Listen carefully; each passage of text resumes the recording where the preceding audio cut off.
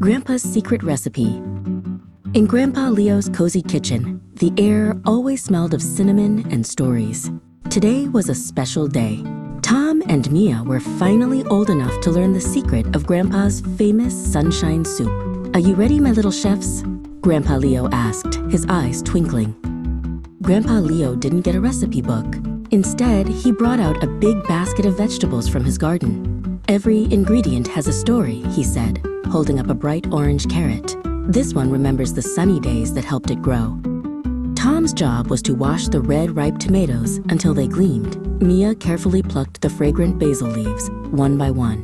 They worked together, their small hands busy and their faces serious with concentration. Chop, chop, chop went Grandpa Leo's knife on the wooden board. The vegetables tumbled into a big yellow pot. "Now," he said with a mysterious smile, "we have our vegetables, but the most important part is the secret ingredient." "What is it? What is it?" Tom and Mia bounced with excitement. "Is it a magic spice from a faraway land?" asked Tom. "Is it a super secret cheese?" asked Mia. Grandpa Leo just chuckled and shook his head. "The secret ingredient," Grandpa said softly, "is something we all add together. Close your eyes and think of your happiest memory. Think of a time you felt full of sunshine." Tom thought about playing fetch with his puppy in the park. Mia thought about the warm, safe feeling of her mom's biggest hugs. Grandpa Leo smiled. He was thinking about this very moment, cooking with his grandchildren. "All right," said Grandpa, "let's stir all that sunshine and happiness right into the soup." He gave Tom the big wooden spoon first, then Mia. They watched the colors swirl together, imagining their happy thoughts making the soup even more delicious. Soon, the most wonderful smell filled the whole house. The sunshine soup was ready. Grandpa Leo ladled the golden soup into 3 bowls. It smelled like warm sunshine and happy memories. Tom and Mia took their first spoonful. It was delicious. It tasted like a warm hug. They looked at each other and then at their grandpa, and they knew. The secret ingredient wasn't a thing you could buy at a store. The secret ingredient was love. The wonderful journey of Drip the water drop. Meet Drip. He was a tiny, happy water drop. He lived with all his brothers and sisters in a big, splashy puddle. They loved to wiggle and jiggle and play all day long. One morning, the big, warm sun peeked out. It smiled down on the puddle. "Ooh," said Drip, feeling a strange tickle. "I feel so light." He felt himself starting to float up, up, up. "Whee!" giggled Drip as he drifted higher and higher into the big blue sky. He was lighter than a feather. He waved goodbye to the world far below. He was on an adventure. High in the sky, Drip found lots of other water drops who were floating too. "Hello," they all said. They held hands and snuggled close together, making a soft, fluffy white cloud. More and more water drops joined their party. The cloud grew bigger and bigger, and a little bit gray. "It's getting crowded in here," Drip said, as he was gently squished between 2 new friends. Soon, the cloud was too full and heavy to float anymore. "Whoops!" it wobbled. "Here we go," shouted Drip, and he began to fall, down, down, down, back toward the green earth below. He was a raindrop. Drip landed gently on the petal of a thirsty red flower. "Ah, thank you," whispered the flower, taking a long, cool drink. Drip felt very proud that he could help the flower feel better. Then, Drip rolled off the flower petal and plink. He landed in a little stream that was trickling through the grass. "Come on," the stream bubbled. "We have places to go and things to see." The stream flowed into a big river. As Drip rushed along, he saw thirsty deer drinking from the bank and tall trees growing strong. "Wow," thought Drip, "every single drop is so important for everyone." Drip's journey continued in the big, wide river. He knew that soon the sun would smile down again, and his amazing adventure through the sky would start all over, and he couldn't wait. The night the stars woke up, Lily sat on the floor, surrounded by glowing screens and bright lights. The television chattered. A tablet blinked and every lamp was on. But even with all the noise and light, Lily felt a little bit bored. "I have an idea," said her dad, seeing her sigh. "How about we go on a special night adventure?" Lily looked up, curious. "An adventure?" Mom heard them and smiled. "That sounds like a wonderful idea." Together, they went through the house, turning everything off. Click went the TV, click went the tablet, click, click, click went the lights, until the whole house was quiet and dark. Dad opened the back door. "Ready?" he whispered. Lily stepped outside into the garden. It was much darker than she was used to, and for a moment, she couldn't see anything at all. "Just wait a moment," said her mom softly, "and look up." Lily tipped her head back. As her eyes got used to the dark, she gasped. The sky, which was usually just black, was filled with millions of tiny, twinkling lights. "Wow," she whispered. Dad spread a big, soft blanket on the grass. "Come on, stargazers," he said. They all lay down, side by side, their faces turned up to the sparkling sky. Lily snuggled between them. "There are so many stars," she said. "I never see them like this from my window." "That's because all our lights inside make it hard to see them," Dad explained. "The starlight travels a very, very long way to reach us. When we turn off our lights, we give the stars a chance to shine. And when we turn off our lights, we also save energy," added Mom. "Using less electricity helps keep our planet healthy and strong. It's a small thing we can do that makes a big difference for the Earth." Lily looked from the bright stars to her parents' smiling faces. Saving energy didn't just help the Earth. It had let her see this beautiful secret show in the sky. She decided that turning off the lights was her new favorite superpower. Raoul's gift of life. Raoul sat on the grass, looking at his favorite toy bird. One of its little wooden wings was broken. "You can't fly anymore," he whispered sadly. His grandma came and sat beside him. "What's wrong, my little star?" she asked softly. Raoul showed her the broken bird. "Don't worry," she said with a warm smile. "I know something we can do to help a different kind of bird fly one day." Grandma opened her hand. In her palm was a tiny smooth seed. "What's that?" Raoul asked, leaning closer. "This," she said, "is a promise. It's a baby tree fast asleep." "A baby tree?" Raoul's eyes grew wide. "Yes," said Grandma, "and we're going to give it a home." She picked up a small shovel and a watering can. "Come with me." In a sunny spot in the garden, Grandma helped Raoul dig a little hole in the soft, dark earth. "Every new life needs a cozy bed to start in," she explained. Raoul took the seed and placed it gently in the hole. He covered it with soil, patting it down like he was tucking it into bed. "Is it okay in there?" he asked. "It's perfect," said Grandma.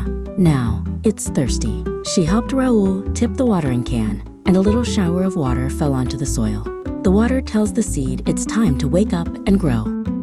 Looking at the small patch of wet earth, Raoul asked, "Will it be a big tree tomorrow?" Grandma chuckled. "It will grow slowly, a little bit every day, just like you. The sun will give it food and help it stretch towards the sky.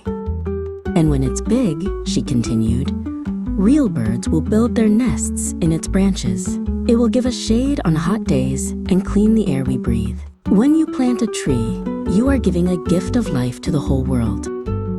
Raoul looked at the spot where his seed was sleeping. He wasn't just sad about his toy bird anymore. He felt happy and proud. He had planted a new home for future birds. He had given the world a new life. Martine the air hero. Martine was ready for an adventure. "Dad, can we go to the park, please?" he asked, pulling on his favorite red jacket. "I want to play on the big slide." "Of course," said his dad. He picked up the car keys, but then he stopped. He looked at Martin's shiny blue bicycle parked by the door. "Wait a minute," he said with a twinkle in his eye. "I have a better idea. Let's go on a mission to help the planet." "A mission?" Martine asked, his eyes wide. "How?" His dad pointed to the bicycle. "Our bikes don't need gasoline like the car. They run on pedal power, and that's a secret superpower." As they put on their helmets, Dad explained. When we drive the car, it makes invisible smoke that goes into the air. It's called pollution, and it makes the air yucky for us, the birds, and the trees. Yucky air? Martin said, wrinkling his nose. That's no good. Exactly, said his dad, but our bikes don't make any smoke at all. When we ride, we help keep the air clean and fresh. We're air heroes. An air hero? I like that, Martin shouted. He pushed off and started to pedal. Whiz! He could feel the cool wind on his face and hear the birds singing in the trees. It was much more fun than being inside the car. They rode past colorful houses and pretty gardens. Martin waved to a neighbor, watering her flowers. He could smell the sweet scent of the roses. The air smells so nice, he called to his dad. That's because we're helping to keep it clean, his dad called back, smiling. Martin pedaled faster, imagining he was a superhero with a cape made of wind, chasing all the yucky smoke away. When they arrived at the park, Martin felt strong and proud. We did it, Dad. We got here with our pedal power, and we made the air happy. As he ran towards the slide, Martin took a big, deep breath of fresh, clean air. Being an air hero was the best mission ever, and he knew that every time he chose his bike, he was helping to take care of his wonderful planet. Miguel's super secret mission. Miguel wrinkled his nose. Mom, why are there so many trash cans? There's a blue one, a green one, and a yellow one. He was helping take out the trash, and it all seemed very confusing. His mom smiled. They aren't just trash cans, Miguel. They're like magic houses for things that can have a new life. It's called recycling, and it's a super secret mission to help our planet. The blue bin is for paper and cardboard, she explained. Your old drawings or cereal boxes can travel from here and become a brand new notebook or a storybook. The yellow one is home to plastic containers and glass bottles. After a magic trip, that juice bottle could turn into a fun toy or even a slide at the park. And the green bin is for leftover food, like banana peels, his mom said. They become superfood to help plants and trees grow big and strong. Wow, Miguel exclaimed. So it's not trash, it's hidden treasure. Suddenly, sorting things felt like a very important game. I'm a planet protector. The next day at the park, Miguel saw a plastic bottle lying on the grass. A treasure outside its house, he thought. He carefully picked it up and took it to the park's yellow recycling bin. His friend Lily saw him. What are you doing, Miguel? He explained the secret of the magic houses for trash and his mission to be a planet protector. Lily loved the idea. Together, the two friends looked for more lost treasures around the park and put them in their proper homes. The park looked cleaner and brighter than ever. Miguel felt very happy. He understood that taking care of the planet was like taking care of his own home. And it all started with a simple game, putting each treasure in its place so the recycling magic could begin. The wall that grew a jungle. Leo loved to draw. He drew wiggly worms, fluffy clouds, and roaring dinosaurs. But his favorite wall, the big one next to his bed, was empty. It needs a picture, Leo said to his teddy bear. A really, really big one. So Leo grabbed his favorite blue crayon and stood on his tiptoes. He stretched his arm as high as it could go, but he could only draw a small blue squiggle near the floor. Oh, bother, he sighed. The wall is too big, and I am too small. His mom, Chloe, peeked into the room. What's the matter, my little artist? She asked. Leo pointed at the tiny squiggle on the giant wall. I want to make a big picture, but I can't reach. Mom smiled. I think I know who can help. Soon, Dad, Ben, came in too. He wasn't holding a crayon. He was holding big rolls of paper. If we work together, Dad said, we can make the biggest drawing in the whole wide world. Swish, flap, tap. Mom and Dad taped the paper all over the big wall. Suddenly, the empty wall wasn't empty anymore. It was a giant, white canvas, just waiting for a story. Leo's eyes grew wide with wonder. Wow, he whispered. "What should we draw?" asked Mom. "A jungle," shouted Leo, "with a sleepy lion and a cheeky monkey, and a big happy sun to keep them warm," added Mom. "And a long winding river for them to drink from," said Dad. Dad drew the big happy sun, and Mom drew the long winding river. Leo got to draw the best part. He drew a lion with a funny fuzzy mane and a monkey with a very, very long tail. They all worked together. Mom added colorful flowers by the river. Dad drew tall, leafy trees for the monkey to climb. And Leo gave the cheeky monkey a bright yellow banana to eat. They giggled as their jungle grew and grew. When they were all finished, they stood back to look. The wall wasn't empty anymore. It was filled with a bright, happy jungle. "We did it," shouted Leo. "You're right," said Dad. "We did it together." That night, as Leo snuggled into bed, he looked at the big jungle on his wall. The lion seemed to smile, and the monkey seemed to wave. It was the best drawing in the world, not just because it was big, but because his whole family had made it, together. Grandpa's secret recipe.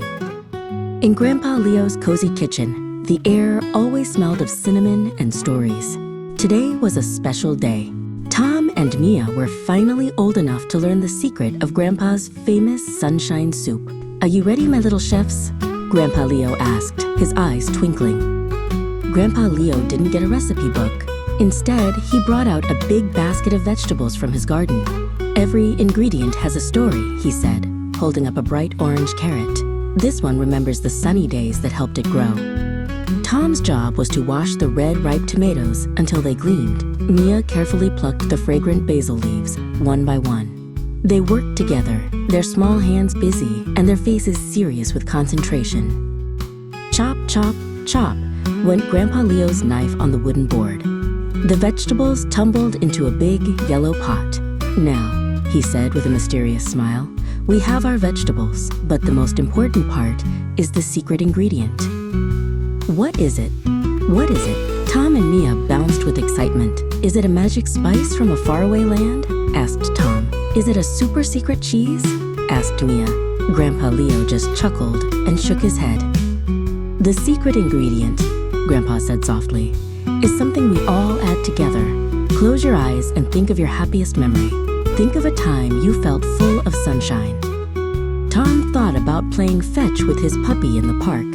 Mia thought about the warm, safe feeling of her mom's biggest hugs. Grandpa Leo smiled. He was thinking about this very moment, cooking with his grandchildren. "All right," said Grandpa, "let's stir all that sunshine and happiness right into the soup." He gave Tom the big wooden spoon first, then Mia. They watched the colors swirl together, imagining their happy thoughts making the soup even more delicious. Soon, the most wonderful smell filled the whole house. The sunshine soup was ready. Grandpa Leo ladled the golden soup into 3 bowls. It smelled like warm sunshine and happy memories. Tom and Mia took their first spoonful. It was delicious. It tasted like a warm hug. They looked at each other and then at their grandpa, and they knew the secret ingredient wasn't a thing you could buy at a store. The secret ingredient was love. The Sunday Picnic. Every Sunday, Lily's family had a special tradition, a picnic in Sunny Meadow Park. Dad carried the big wicker basket filled with yummy treats, Mom carried the big checkered blanket, and Lily carried her favorite toy, a bouncy red ball.